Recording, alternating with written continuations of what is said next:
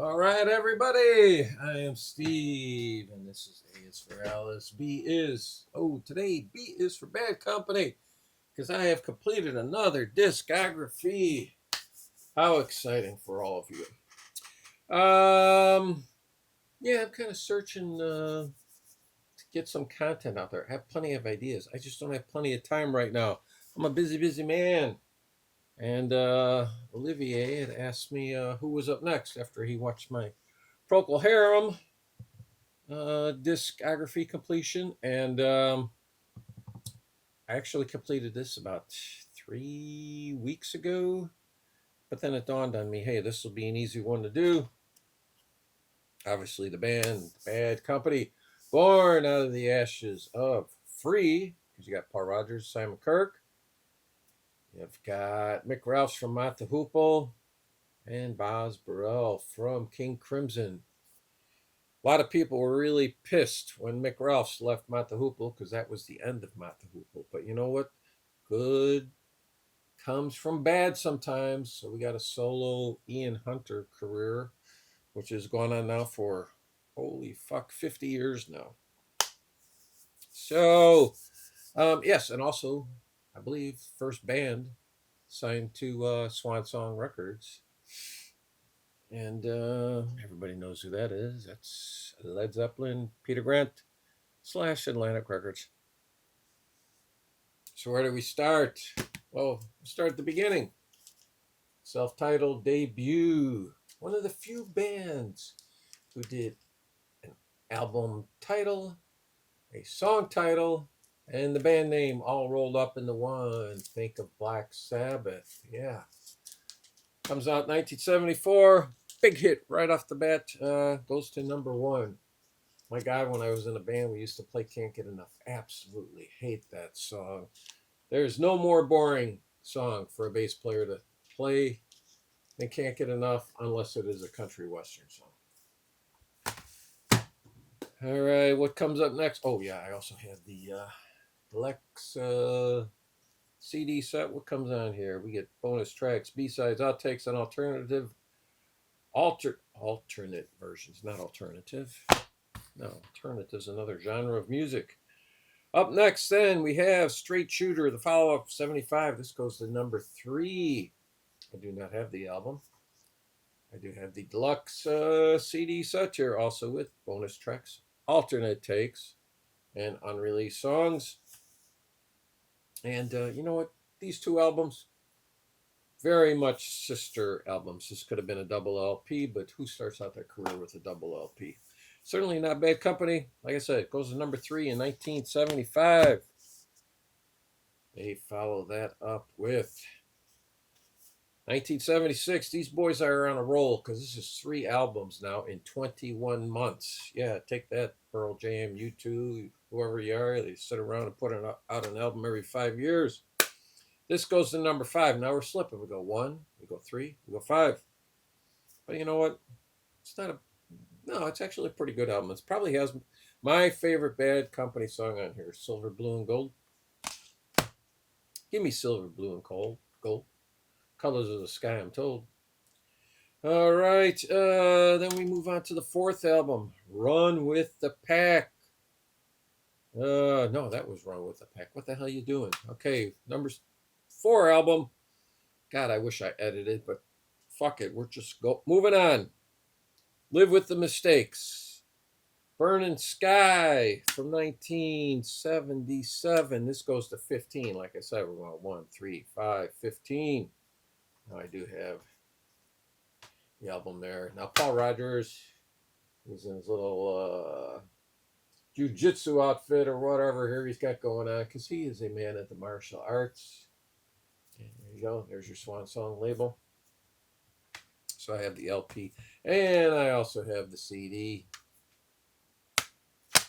Then in 1979, now this bumps back up to number 3, and that's pretty much just all on the heels of what is it? Rock and Roll Fantasy? Yeah, right? Rock and Roll Fantasy? Yes, Rock and Roll Fantasy. I remember this came out. I was in the Air Force. So yeah, number 3 in 1979. So There you go. We got that. You can tell that's got to be a Hypnosis album cover, right? Let's check this out. Let's see how much I know my stuff. Either you're going to walk away and say, Steve, you're an idiot, or Steve, you really know your shit. Oh, it doesn't say anything right there. We're going to have to open this up here, see what we got on the liner notes. Nothing in there. We got a big photograph. Let's see what the sleeve says. Yes, sleeve design and photography. Hypnosis. Can you make that out? I don't know if you can. I can't see the camera. There you go. And I have the CD. All right, now let's see. Okay, that was 79. We all know what happened in 1980. Think of the Swan Song connection. 1980, John Bonham dies. Led Zeppelin breaks up. Peter Grant pretty much shuts down, which means we have no Led Zeppelin.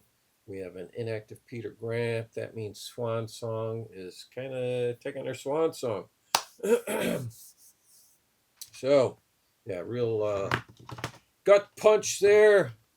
So there is an extended break. Not until 1982 do they come out with Rough Diamonds. And this goes to 26, which is not bad for this band in 1982 because it's been a little bit forgotten by the public. You've had, 79 was the tail end of disco, kind of middle of punk, beginning a new wave. Then 82, we're in the new wave of heavy metal, British, hairdo metal, whatever the hell that acronym is. Okay, so then we move on to Fame and Fortune. Now, not so famous, not so fortunate, because best this does is 106. And Boz Burrell is gone, although he does get his name in the credits. But that's it. He doesn't play on the album. I'm trying to remember who plays the album here. Blah, blah, blah, blah, blah.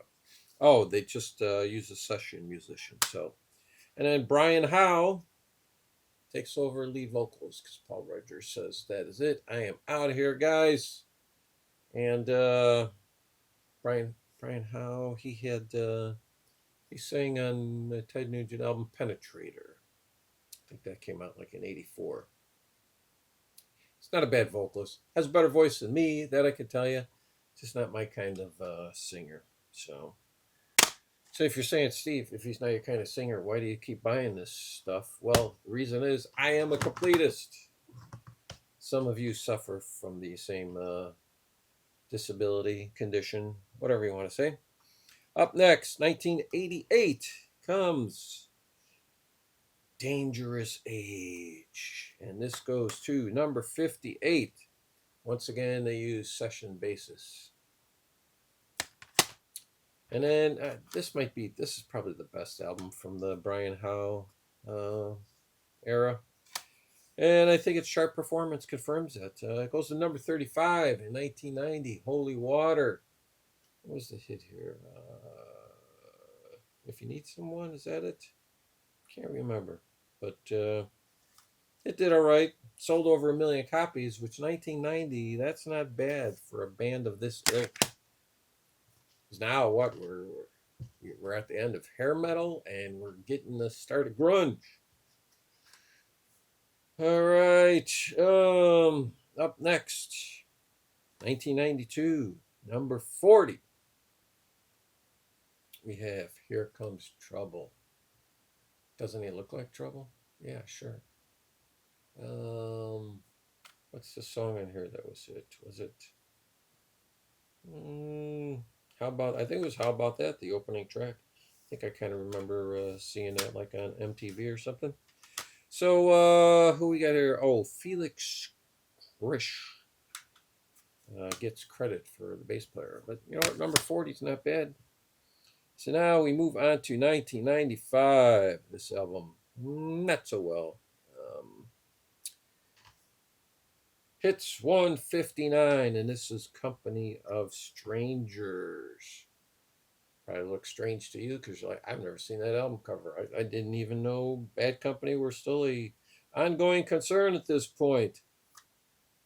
And whatchamacall, Ryan Howe is gone. And they bring in a dude named Robert Hart. I have no idea what he did in the past, but he's serviceable. Let's say that. And oh yeah, also here too on bass we get Rick Willis. You would know him best from Foreigner. I think he did like 5 or 6 albums with Foreigner. And then they finish it up, and you know what? It's a good thing. Because you know when a band has pretty much worn out their welcome. And this is Stories Told and Untold. It's some new songs and some reworked previously recorded songs. Like, let's see, what do? They redo Oh Atlanta, Ready for Love, Can't Get Enough, Silver, Blue, and Gold, Shooting Star, Weep No More. And yeah, so this came out in 96. Did not even chart. Can't find anything for it. There you go if you want to grab it. And you're saying, wow, I noticed a trend there, Steve, because really the last, how many albums? After Desolation Angel, I have 1, 2, 3, 4, 5, 6. I have 7 straight of them on CD. So I guess that tells you what I think of later day Bad Company.